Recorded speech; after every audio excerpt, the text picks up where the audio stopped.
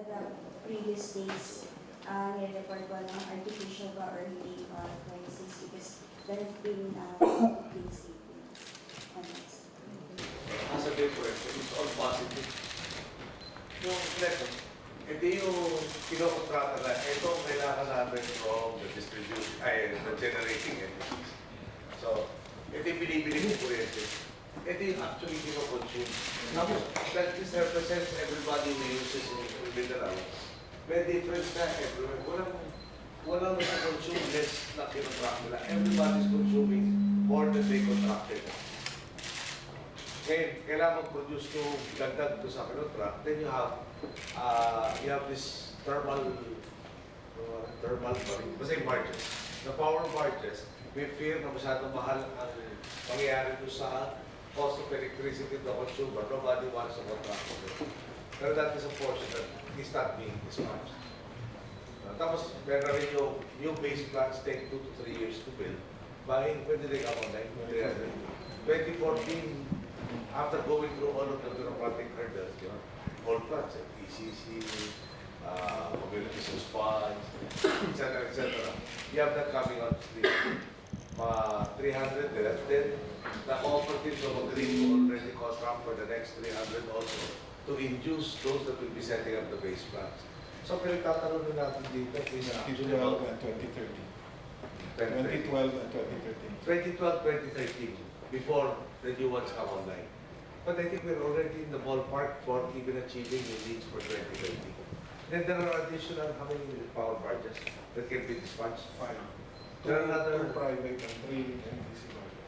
two private, 3 and NPC barges can be utilized to augment. Pero babalik ka pa rin, yung mix kasi, you'd prefer to have the hydro, which is cheaper, yung once installed, no? Rather than yung diesel-fed generation, which will be more expensive. So that's also being worked on. Tapos yung systems rin, para naman ma-share yung burden of the peak demand equitably. Hindi yung malas mo lang pag nasa dulo ka na line. Pero we are planning, once we have formulated the proposal, we're planning to go to talk to all of these people. That perhaps we can find a way na nandun naman yung nandun yung generating capacity for the markets para wala ka ng problem. Then how to distribute the burden equitably amongst everybody. Pero again, can we just highlight? Yesterday we approved yung rehabilitation of units 1 and 2 of Agos 6. Okay. Yung Agos 6 ang issue, transformer. Yung transformer, according to Secretary of Energy, has a lifespan of 25 to 30 years. It was built in 1953. So by now, it is 47 plus 12. 47. 59 years. So, Or the double. Sa taon na lang, madodouble na yung maximum lifespan of the transformer. Yung transformer may components rin that obviously will deteriorate over time. So that becomes the constricting element. So that we can get sila agos ulit para yung installed innovation capacity.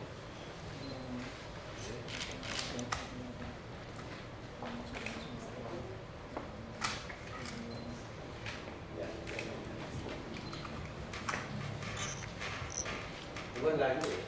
982 installed capacity, 661 ang actually available. So there are steps being undertaken. Kaya it will take 30 months for Agos 6.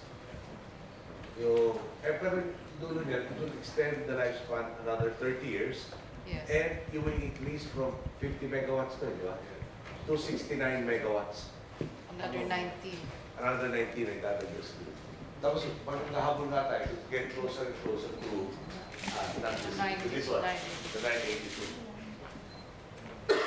Pero nga po ito, 1953, nung karamihan sa atin dito ay hindi pa tao, nung in-install yan, at dapat 1983. Yeah, 83.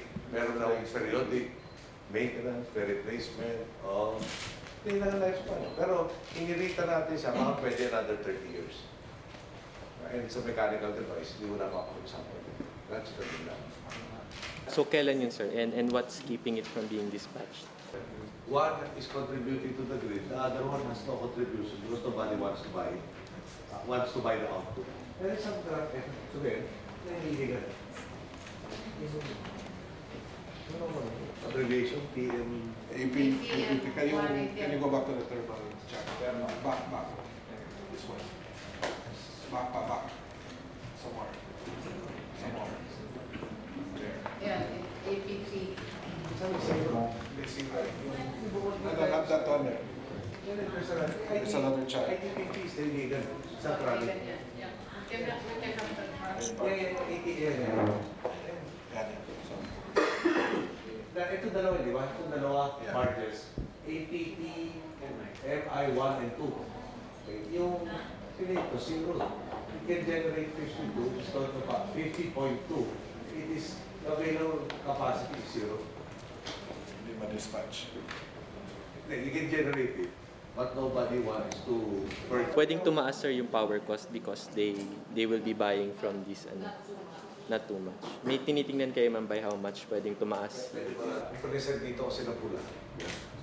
Parang everybody wants more, but wants to specify exactly, like any business. We want what we want to sell at the cheapest possible cost.